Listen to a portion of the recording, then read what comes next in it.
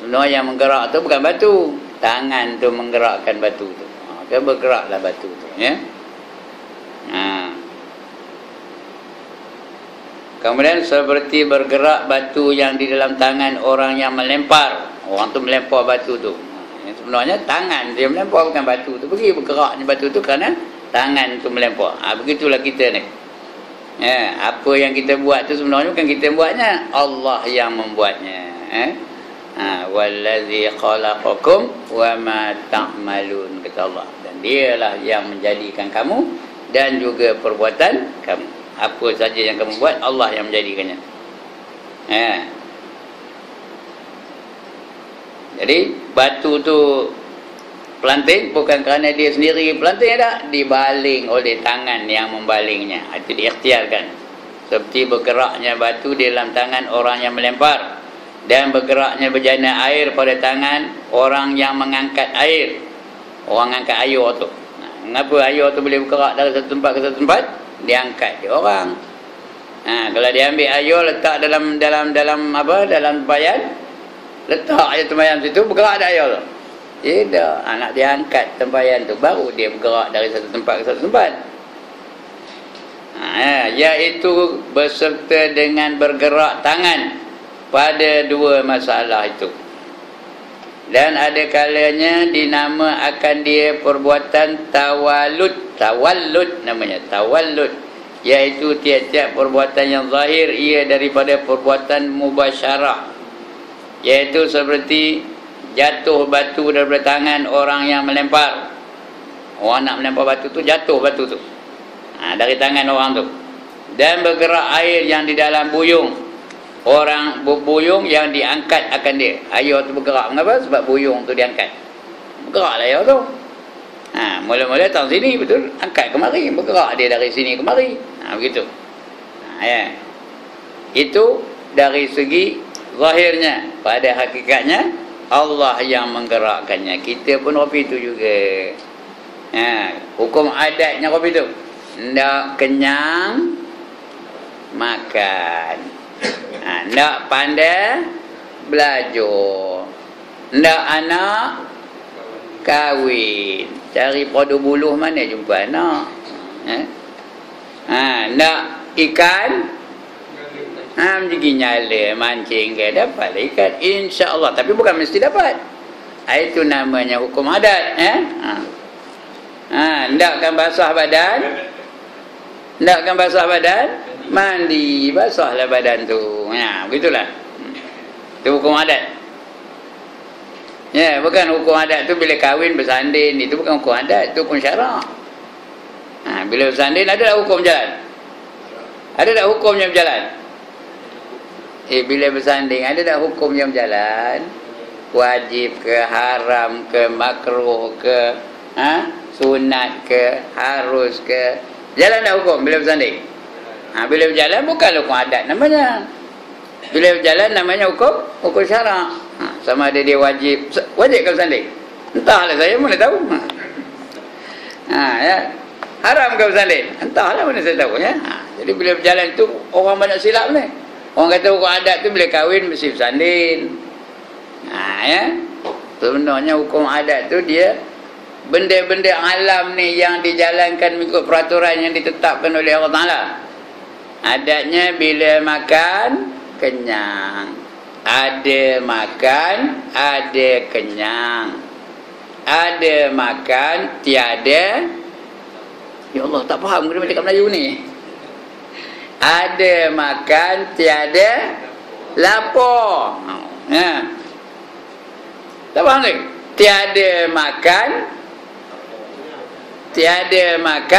ada. Tiada makan, ada lapar. Ya Allah. Ada dengan ada dengan tiada, ada juga dengan tiada dengan ada juga tiada dengan tiada. Itu hukum adat. Ada dengan ada apa? Ada makan, ada kenyang. Itu ada dengan ada. Ada dengan tiada, ada makan, tiada lapar. Tiada dengan ada, tiada makan, ada lapar. Itu tiada dengan ada. Tak faham lagi tak? Tiada dengan tiada, tiada makan, tiada kenyang. Itu tiada dengan tiada. Itu hukum adat. Ada dengan ada dengan tiada, tiada dengan ada, tiada dengan tiada.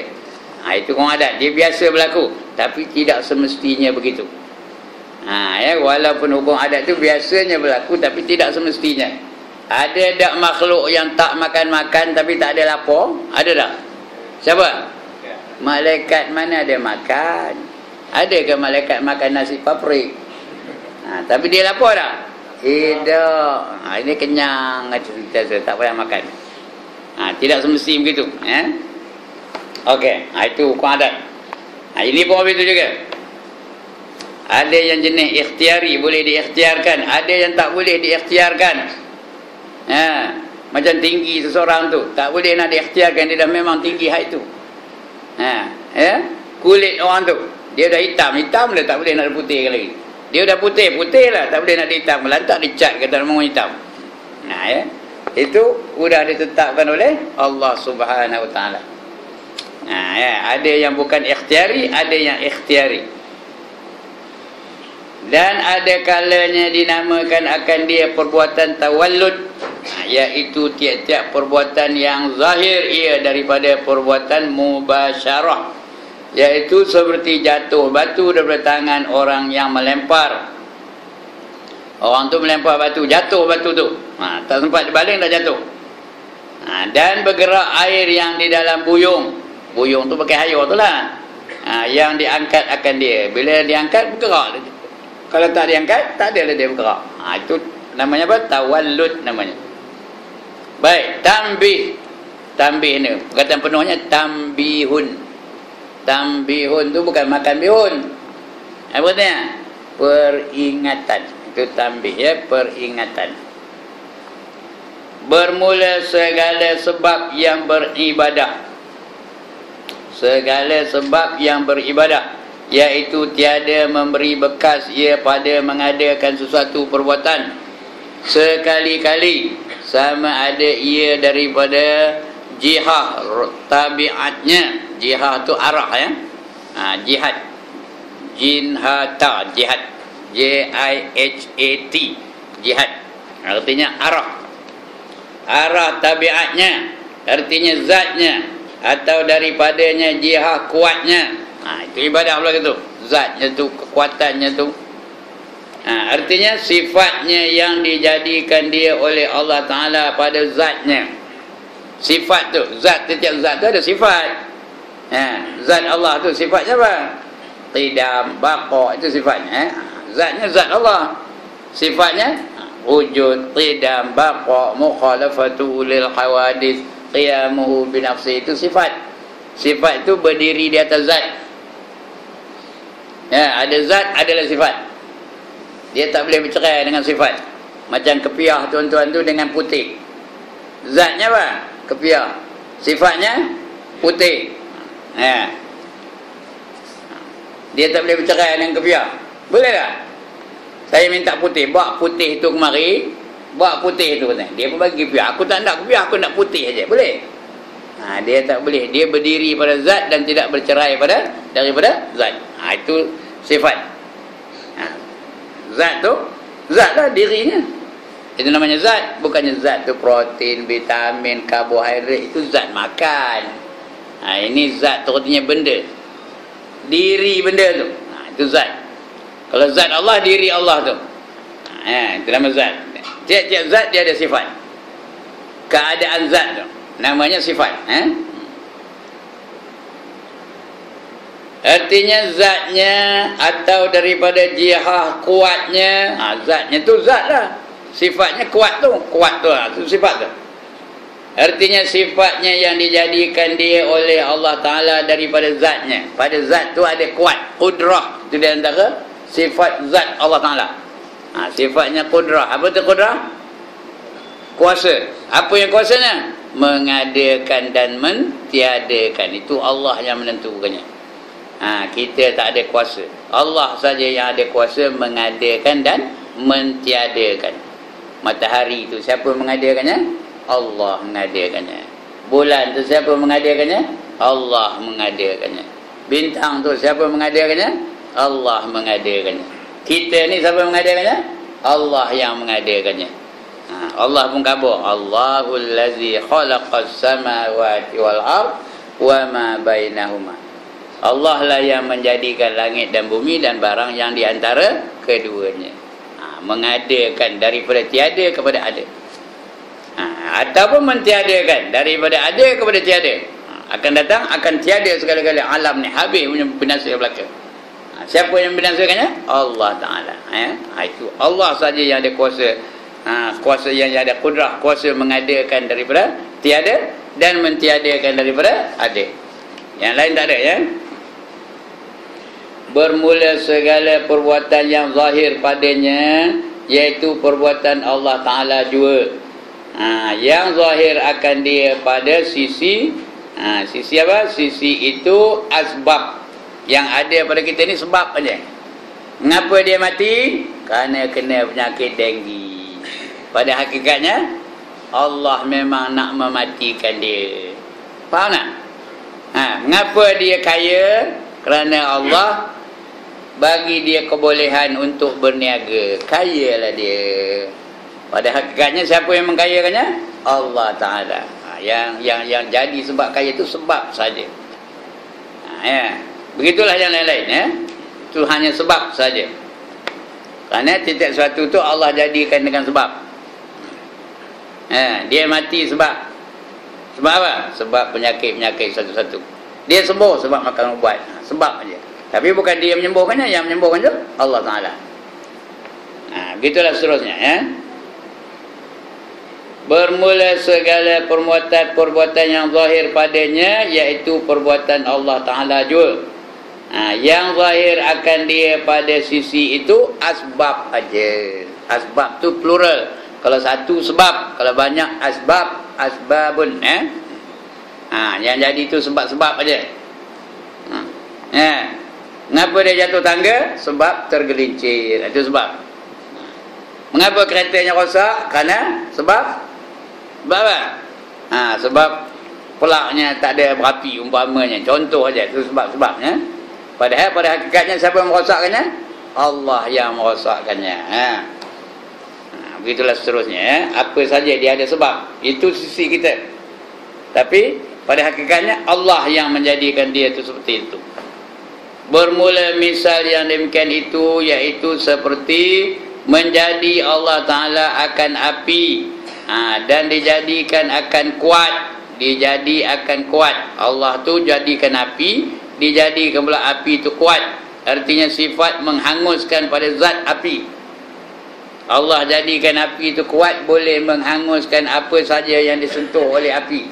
Padahal hakikatnya siapa yang menghanguskannya? Allah. Api itu hanya sebab saja. Sebab hangusnya kerana dia bersentuh dengan api. Itu sebabnya. Padahal yang sebenarnya Allah yang menghanguskannya. Kalau Allah tak nak menghanguskannya, boleh tak? Boleh ke tak boleh Allah tak nak menghanguskannya? Ada orang masuk dalam api tak ada hangus? Siapa? Nabi Ibrahim. Dia masuk dalam api tak ada hangus pun. Elok je, bajunya pun tak ada comot. Nyongin aja dia duduk dalam api tu. Kenapa? Allah perintahkan api itu jadi sejuk. Qulna, berkata kami, kata Allah, ya nar, wahai api, kuni bardan, jadi kamu sejuk untuk aku. Kata Allah, khabar pada api, kuni bardan, untuk aku kamu jadi sejuk. Wa salaman ala Ibrahim, dan selamatkanlah ke atas Nabi Ibrahim. Maka relax aja dia dalam api tu, nyerongin aja dia, tak ada rasa panas pun. Yang lain tu habis rentung, tapi dia elok aja. Udah habis bara tu, dah habis, ingat dah udah rentung oleh Nabi Ibrahim. Tengok-tengok apa pun tak, comot pun tak. Kenapa? Kerana Allah yang menentukannya, sama ada dia terbakar atau tidak. Jadi apa saja yang berlaku semua itu daripada Allah Subhanahu Wa Taala. Tapi tidak semestinya berlaku kalau Allah tak nak ianya berlaku. Begitu juga pisau lazimnya memotong. Tapi ada tak orang tak ada luka pun kena sembelih dengan pisau? Ada ke tak ada? Siapa? Nabi Ismail. Tak ada sembelih, tak ada luka pun. Bercalor pun tak. Kerana Allah tak izinkan pisau itu memotong. Begitu juga ayur biasanya melemahkan. Ada tak orang masuk dalam ayur 3 hari 3 malam tak ada lemah pun? Ada ke tak ada? Siapa? Nabi Yunus masuk dalam ayur, masuk dalam perut ikan. Tak mati pun? Dia doa pada dalam tu, memuji Allah Ta'ala. La ilaha illa anta subhanaka inni kuntu minaz zalimin. Dia muji Allah. La ilaha illa ant, tidak ada Tuhan yang aku sembah melainkan Kau. Subhanaka inni, sesungguhnya maha suci Engkau. Inni, sesungguhnya aku, kuntu minaz zalimin, terdiri dari golongan orang-orang yang menzalimi diri aku, kata Nabi Yunus. 3 hari 3 malam duduk dalam ayur, dalam perut ikan, tak mati pun. Kalau Allah tak izinkan dia mati, tak ada mati lah. Yang lain, kalau nak terai, pergilah masuk lombor tu 3 hari 3 malam. Mati ke tak? Siapa nak terai? Boleh terai lepas ni lah. Baca la ilaha illa anta subhanaka inni kuntu minaz zalimin. Baca tu agak-agak mati ke tak? Bukan saja mati, mengelembung perut tu. Pasal dalam ayur. Pasal apa? Yang Allah tolong hanya Nabi Yunus. Kita tak ada garanti daripada Allah nak tolong kita. Baik, ini nak ceritakan kekuasaan Allah Ta'ala tu ya. Kalau Allah izinkan, semua boleh berlaku. Api tidak membakar, pisau tidak boleh memotong, air tidak boleh melemaskan. Itu kalau Allah menghendaki sebegitu. Bermula misal yang demikian itu, iaitu seperti menjadi Allah Ta'ala akan api dan dijadikan akan kuat. Dijadi iaitu kuat api itu. Artinya sifat menghanguskan pada zat api. Maka apabila berkehendak Allah Ta'ala hendak menzahir akan kejadian hangus pada sesuatu, maka dijadikan bersentuh dengan zat api pada masa dan tempat yang dikehendaki. Dia sentuhkannya api itu pada benda yang nak dibakar tu, maka hanguslah benda itu. Pada masa dan tempat yang dikehendaki akan dia jadi hangus. Maka jadilah suatu itu hangus pada ketika itu dengan kehendak Allah. Tapi yang sebenarnya hakikatnya hangusnya benda itu dengan kehendak Allah, bukan kerana api itu, kerana Allah nak menghanguskan dia. Dengan kehendak Allah Ta'ala. Tiada dengan zat api dan kuatnya, bukan kerana api itu kuat, bukan kerana zat api itu menghanguskan, tak ada. Kerana izin Allah. Allah hendakkan benda itu hangus, maka hanguslah benda itu. Maka qiyas olehmu dengan ini misal pada asbab tu sebab-sebab ya, pada asbab yang lain pula. Wallahu a'lam. Apa kata Allah? Wallahu a'lam. Dan Allah lah yang lebih mengetahui. Bermula yang kedua daripada 2 bahagi daripada ilmu yang wajib atas setiap mukallaf menuntut, mengetahui akan dia, iaitu ilmu fiqh. Ilmu yang wajib kita tuntut, yang pertama ilmu tauhid, ilmu usuluddin, ilmu apa lagi? Ilmu akidah. Itu wajib kita belajar. Ini dah kita baca dulu ni. Ini sambungan daripada apa yang telah kita baca tu. Wajib kita belajar ilmu akidah. Yang kedua, kita wajib belajar ilmu fiqh. Ilmu fiqh apa? Ilmu mengenai tanggungjawab kita kepada Allah Subhanahu wa Ta'ala. Rukun Islam tu. Yang tadi rukun iman. Wajib kita belajar rukun iman tu. Percayakan Allah, percayakan malaikat, percayakan Rasul, percayakan kitab. Lagi? Percayakan hari kiamat, percayakan untung baik, untung jahat daripada Allah Ta'ala. 6 rukun tu. Wajib kita belajar. Wajib belajar, wajib faham, wajib yakin. 3 wajib. Sekali lagi. Wajib belajar, wajib faham, wajib yakin 100%. Jangan ada syak, jangan ada zon, jangan ada waham. Cuma wajib faham tu bukan mesti faham. Itu tertakluk kepada kehendak Allah. Kalau Allah bagi faham, fahamlah dia. Kalau Allah tak bagi faham, tak adalah dia faham. Walaupun dia ngaji rajin benar, tak faham. Ada tak orang betul? Ngaji punyalah rajin, tapi tak faham juga. Menentang hukum Allah juga. Sedangkan rajin ngaji, ya, mayang rajin. Ada tak orang betul? Kita belum datang, dia dah hadir di masjid. Lepas itu dia juga menentang hukum Allah. Mana sesuai hukum Islam dilaksanakan dalam negara majmuk seperti Malaysia. Ngaji rajin, tapi tak juga faham-faham. Kerana kefahaman itu siapa bagi? Allah yang bagi. Kita minta doa dengan Allah supaya kita ni faham. Apa yang kita dengar, apa yang kita belajar, apa yang kita baca, kita faham. Dah faham, kena yakin. Kalau tak adalah faham namanya. Kena yakin. Yakin tu pula jangan ada syak, jangan ada zon, jangan ada waham. Mesti 100%. Itu ilmu yang pertama yang wajib kita belajar, iaitu ilmu akidah pun boleh. Ilmu tauhid pun boleh. Ilmu sifat 20 pun boleh. Ilmu usuluddin pun boleh. Serupa aja ilmunya sama. Tiga-tiga tu sama aja ilmunya. Yang kedua ilmu fiqh, sebab kita hidup ni ada tanggungjawab yang kita kena buat. Iaitu belajar bab semayang umpamanya. Itu ilmu fiqh lah tu. Kerana kita mesti semayang. Nak semayang kena belajar bab semayang. Sebelum semayang pula kena ambil wuduk, kena belajar bab wuduk. Sebelum ambil wuduk kena air pula tu. Udah belajar bab air. Dah belajar mana dia air dikatakan air mutlak, mana dikatakan air mustakmal, mana dikatakan air mutanajis. Kena belajar, betul tak mana tahu? Kemudian kena belajar mandi, macam mana mandi. Kena belajar tayamum. Kalau tak boleh nak mandi, air tak ada, kena belajar tayamum. Dah dia berkait-kait.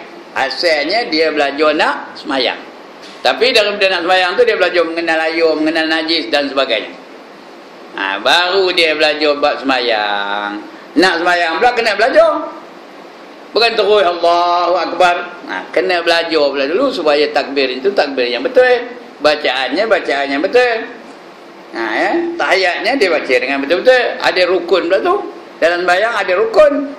Rukun tu mesti buat, mesti baca. Rukun qauli ada 5, mesti baca dengan betul. Itu kena belajar semua tu. Itu sebab kita ngaji ni bukan satu bidang je. Fiqh tu pula ada macam-macam. Ada ibadah, ada muamalah, ada munakahah, ada jinayah. 4 jenis yang kita wajib belajar. Itu semua dalam ilmu fiqh. Ini yang kedua, yang daripada 2 bahagi, iaitu daripada ilmu yang wajib atas tiap-tiap mukallaf. Apa arti mukallaf? Udah jenuh ngaburnya. Apa arti mukallaf? Orang mukallaf tu apa artinya? Udah 3 kali nanya ni. Orang yang wajib menjalankan perintah Allah dan meninggalkan larangan Allah. Itu namanya mukallaf. Wajib menjalankan perintah Allah dan wajib meninggalkan larangan Allah. Itu namanya apa? Mukallaf. Jadi tiap-tiap mukallaf dia kena belajar ilmu fiqh ni. Siapa yang wajib kena belajar ilmu fiqh ni. Tandanya ada 4. Dah saya kabur banyak kali dah ni. Tanda mukallaf tu ada 4. Yang pertama, aqil. Apa tu aqil? Akalnya itu sempurna. Tidak terlalu bodoh dan tidak gila. Tu aqil tu. Ada orang terlalu bodoh. Bukan setakat UPSR 5E itu belum bodoh lagi. Dia yang terlalu bodoh tu sampai tak kenal yang mana najis, yang mana tak najis. Dodo disangkanya taik lembu disangkanya dodo. Tak macam tu. Ada orang kata betul? Bodoh benar-benar. Baru dia bukan mukallaf. Kalau setakat UPSR 5E itu belum bodoh lagi. Masih wajib lagi. Wajib dia sembahyang, wajib dia puasa Ramadan, wajib dia menunaikan haji kalau dah berkuasa, wajib dia mengeluarkan zakat, wajib menutup aurat dan sebagainya. Itu mukallaf. Aqil. Yang kedua, baligh. Apa kata balik? Sampai umurnya 15 tahun. Tu baliklah tu. 15 tahun hijrah. Kalau ada tanda-tanda dia sebelum 15 tahun, dia juga dikira balik. Apa tandanya? Kalau orang lelaki, apa tandanya? Dia mimpi bersetubuh dan keluar mani. Itu baliklah tu. Kalau perempuan ada dua tandanya. Yang pertama, mimpi bersetubuh dan keluar mani. Yang kedua, datang darah haid. Tapi syaratnya setelah berumur 9 tahun. Kalau belum 9 tahun datang haid, itu belum balik lagi. Dia nak umurnya 9 tahun dan ke atas. Udah start 9 tahun tu datang haid, baliklah tu. Wajib semayang, wajib menutup aurat, wajib jaga pergaulan dengan lelaki dan sebagainya. Itu kalau perempuan. Kalau lelaki satu aja. Ataupun dia udah umur 9 tahun, belum 19 tahun, 19 belum 15 tahun, tapi udah datang ada mimpi bersetubuh dan keluar mani. Itu apa? Baliklah namanya. Bila dia balik, mukallaf betul. Dia salah satu tanda mukallaf. Yang ketiga apa?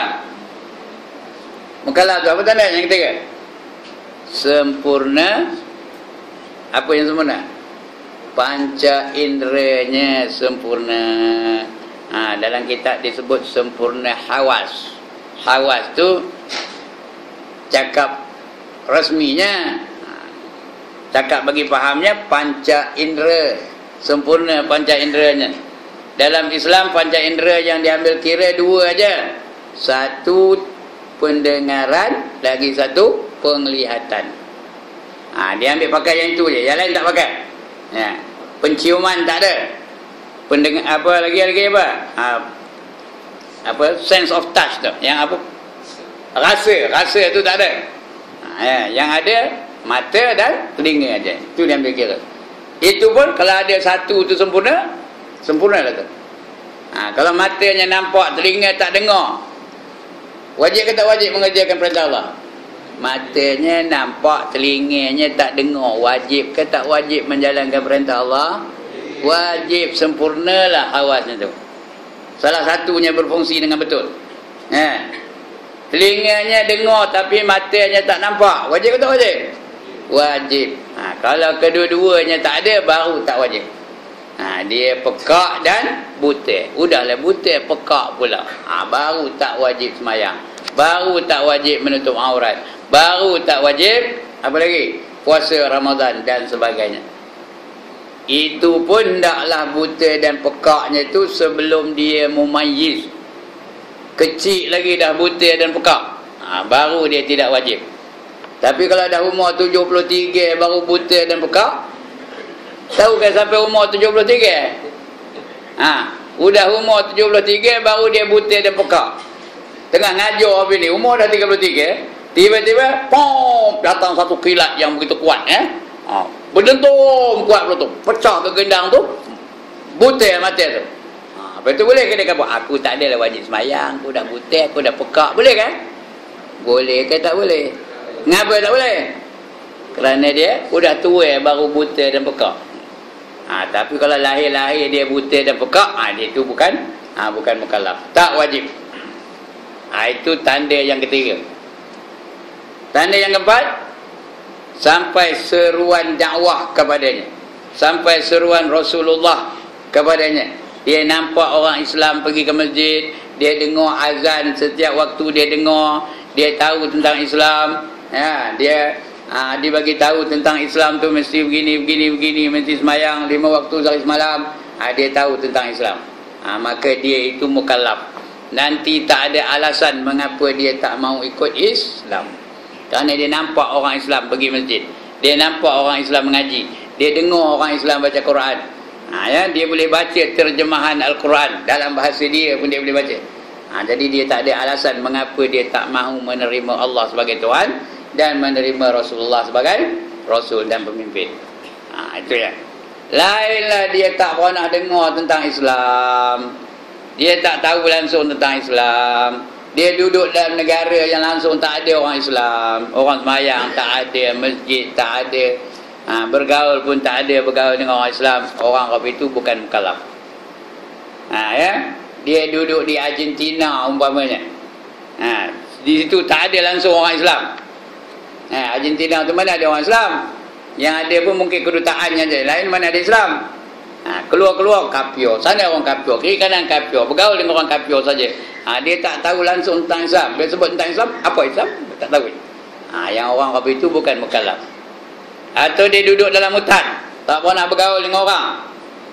Dia hidup secara natural saja. Dia tak tahu apa benda itu semayang, apa benda itu nutup aurat, apa benda itu Quran dan sebagainya. Orang itu tidak mukallaf. Saya bagi contoh dulu banyak kali dah. Dia naik kapal terbang MH370. Umurnya ketika itu 2 tahun. Baru 2 tahun. Lepas tu kapal terbang tu jatuh. Bukan MH370 tak? MH17. MH17 tu apa jadi pada kapal terbang tu? Ditembak di pemberontak Ukraina tu. Jatuh di mana? Hutan belantara Afrika. Di sana jatuhnya. Habis semua orang mati. Dia umur 2 tahun, dia seorang aja hidup. Dia pun merangkak keluar, kuak menangis. Udah dia keluar tu, bila merangkak sana kemari menangis tu, tiba-tiba datang seekor beruk, ambil bela sampai dia besar. Udah besar jadi apa? Ya Allah, dah besar jadi apa? Jadi Tarzan di Apeman.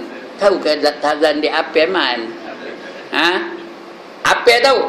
Tarzan di Ape Man. Itu apa? Itu APE apa? Apa? Tarzan di Apeman. Jadi Tarzan di Apeman tu mukallaf ke tak? Mukallaf ke tak? Ngapa tidak? Ngapa dia bukan mukallaf? Kerana dia tak tahu langsung tentang Islam, tak tahu langsung tentang semayang, tak tahu langsung tentang ibadah. Dia bukan mukallaf. Tapi bila dia pergi ke London, Tarzan in London, apa macam? Ada tak orang Islam di London? Dia jumpa dengan orang Islam? Ketika itu dia dah mukallaf lagi. Jadi hari ini tuan-tuan dan puan, tak ada manusia yang boleh mengatakan dia tak pernah dengar tentang Islam. Di mana saja dia berada, dia tetap tahu tentang Islam. Jadi tak ada alasan mengapa dia tak mahu menerima Islam.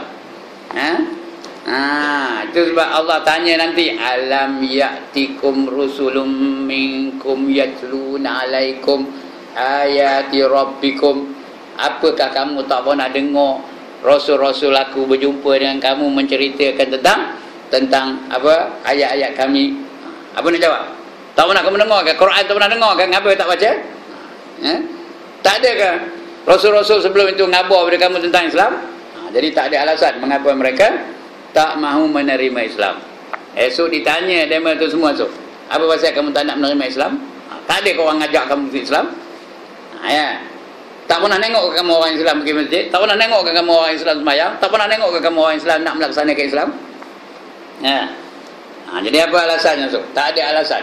Itu semua mukallaf. Setiap mukallaf tidak ada alasan untuk tidak menerima Islam. Baik, itu dia mukallaf wajib tu bagi setiap mukallaf menuntut, mengetahui akan dia. Dia nak tahu tentang fiqh tu. Nak sembahyang, nak tahu ilmu sembahyang. Macam mana nak sembahyang? Takbiratul ihram macam mana?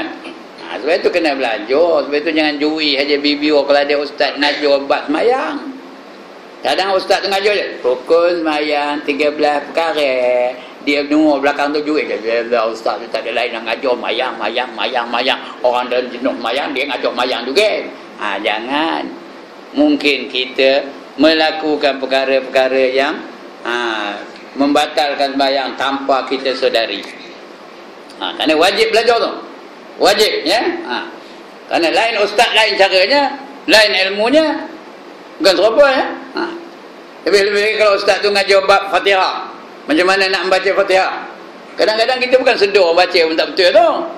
Ar-Rahmanir Rahim Maliki Yaumiddin. Betul ke? Kali lagi dengar dulu. Ar-Rahmanir Rahim Maliki Yaumiddin. Betul ke salah? Tak ada jawab dia ni. Betul ke salah? Ar-Rahmanir Rahim Maliki Yaumiddin. Betul ke salah? Udah 4 kali dah ni. Betul ke salah? Salah. Ya ke salah? Berani benar dia menyalah untuk guru ya.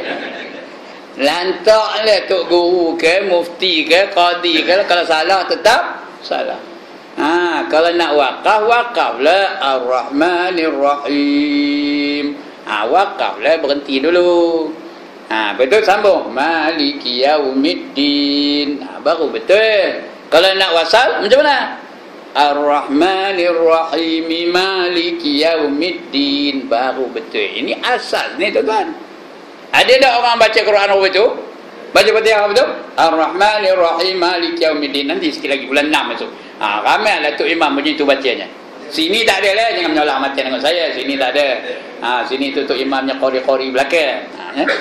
Tapi saya ngajar seluruh daerah kita ni. Ada yang begitu bacanya. Ar-Rahmanir Rahim Maliki Yaumiddin. Batal ke tak tu? Sah ke tak? Tak sah. Ada ya. Kena belajar lah. Sebab tu kalau ada ustaz-ustaz ngajar tajwid, jangan juih aja bibir tu. Kadang-kadang kita baca apa itu. Contohnya tahiyat. Berapa ramai orang baca tahiyat tak betul. Assalamualaika ayyuhan nabi. Ka tu jadi macam ada alif. Ada harakat pula. Assalamualaika ayyuhan nabiyyu. Padahal kaf alif ke kaf di atas ka. Dah tak tahu. Kaf alif di atas ka ke kaf di atas ka je? Kaf di atas ka je. Assalamualaika ayyuhan nabi. Nak ka tu jangan ada. Jangan jadi 2 harakat jadinya. Ya. Assalamualaika ayyuhan nabiyyu wa rahmatullahi wa barakatuh. Apa hukum membaca tahiyat akhir? Tahiyat akhir tu rukun ke sunat? Rukun. Kalau tak betul bacanya, tak betul rukun. Tak betul rukun, tak betul tahiyat. Tak betul tahiyat, tak betul semayang. Tak betul semayang, macam orang tak semayang. Orang tak semayang, satu waktu tinggal masuk neraka berapa lama? 60 ni kan. Bukan 80 tahun je. 60 tahun masuk neraka, satu waktu tinggal. Ya. Sedangkan dia semayang, sikit kemudian rugi tu. Dia semayang, tapi masuk neraka 60 tahun. Rugi ke untung? Sebab itu jangan juih aja video kalau ada ustazah ke ngajar bab semayang ya. Itu kena belajar, wajib tu. Kerana rukun Islam tu wajib dipelajari, wajib difahami, wajib diyakini, lagi satu wajib diamalkan. Rukun iman 3 je. Wajib dipelajari, wajib difahami dan wajib diyakini. Rukun Islam 4. Wajib dipelajari, wajib difahami, wajib diyakini, lagi satu wajib diamalkan. Ada rukun iman tu yang rukun Islam tu ya. Okey. Bermula yang kedua daripada 2 bahagi daripada ilmu yang wajib atas setiap mukallaf menuntut, mengetahui akan dia, iaitu ilmu fiqh yang dinamakan dia ilmu furu', ilmu cabang. Fiqh tu furu' ya, ada cabang-cabang.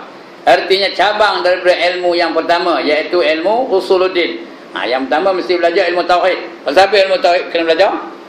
Ilmu usuluddin kena belajar pasal apa yang pertama? Kerana itulah dia soalan nanti yang pertama di dalam kubur. The first question you will be asked is about who? About siapa? About Allah. Man rabbuka? Siapa Tuhan kamu? Itu yang pertama. Kalau kita tak kenal Allah, macam mana nak jawab Allahu Rabbi?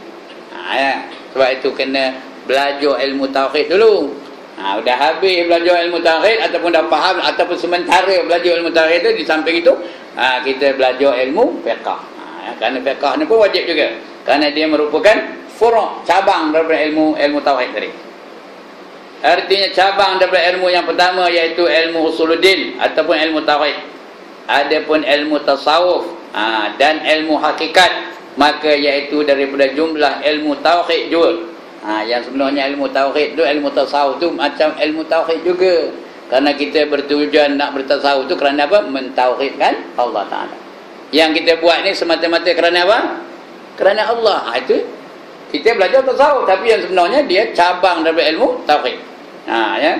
Wa ma umiru illa liya'budullah mukhlishina lahuddin. Kamu tidak diperintahkan melainkan untuk menyembah Allah apa? Mukhlisin, dengan ikhlas semata-mata kerana Allah. Lahuddin, dan kerana agama, ya. Itu tauhid tu semua kerana Allah, kerana Allah, kerana Allah, kerana Allah, kerana Allah, bukan kerana yang lain daripada Allah Taala. Dia cabang daripada ilmu tauhid. Jumlah ilmu tauhid juga dan kesudahannya, dan iaitu bagi akan datang bahas atasnya, nanti akan dibahaskan secara detail selepas ini. Ya. Ini dia punya apa gelarnya, dia punya trailernya je. Tahu trailer? Newsnya je. Akan datang, akan dibahaskan secara detail. Bermula makna fiqh pada lughah. Lughah tu apa? Dari segi bahasa. Pada lughah, ilmu fiqh pada segi lughah, iaitu al-faham. Bagi faham.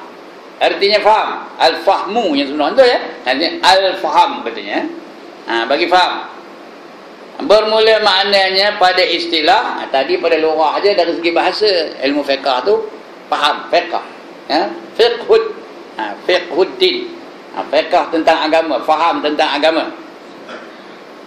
Bermula maknanya pada istilah, iaitu dhanna qawiyyun bil ahkam, dhanni qawiyyun bil ahkam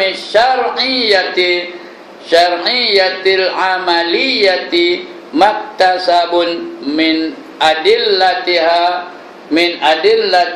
tafsiliyah. Tengok Arabnya, dengar-dengar macam pun tak hafal, ya.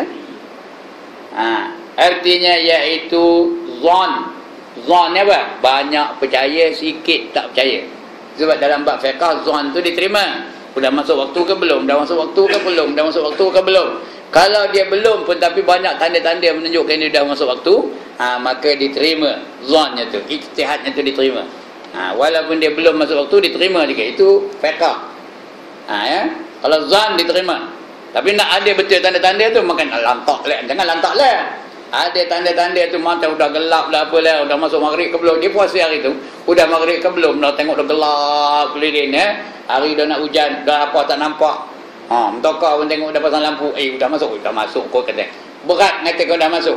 Dia pun berbuka. Sah tak puasanya hari tu? Sah. Kalau fiqh, tapi tauhid tak boleh. Mesti 100%. Tanpa zan, tanpa waham, tanpa syak. Itu tauhid, ya. Fiqh boleh diterima zan. Ya. Baik. Jadi artinya apa? Iaitu zan yang kuat. Zan tu kepercayaan yang kuat dengan segala hukum. Hukum syarak tu dia tahu. Dah sampai wajib. Zan tu dia ngata kuat, artinya ngatakan dah sampai waktu. Maka datang hukum tu. Hukum wajib sembahyang bila dah sampai waktu. Dia ngatakan berat, artinya ngatakan dah sampai waktu. Zan tu. Yang dibangsa akan dia kepada amal, yang diambil akan dia daripada beberapa dalil, yang dibangsa akan dia kepada tafsil, dibangsa kepada perinciannya. Dia dah nampak tanda-tanda waktu dah masuk tu, ada tanda begini, dia dah yakin. Yakin tu nampak betul, ini tak yakin, dia berat hati ngatakan dah masuk waktu. Itu namanya zan. Dalam bab fiqh diterima. Tapi bab tauhid tak boleh, mesti yakin 100%, tanpa zan, tanpa syak, tanpa waham. Ya, kemudian lagi apa? Bi anna yuqala aqsimu min qawlihi ta'ala aqimu salata wa'mur. Aqimu salata amrun wal amru taratul lil wujubi wa taratul lin nadbi, fal amrun huna lil wujubi fa qawluhu aqimu salata lil wujub, dengan bahawa dikata orang bermula aqimu, aqi itu artinya dirikan olehmu.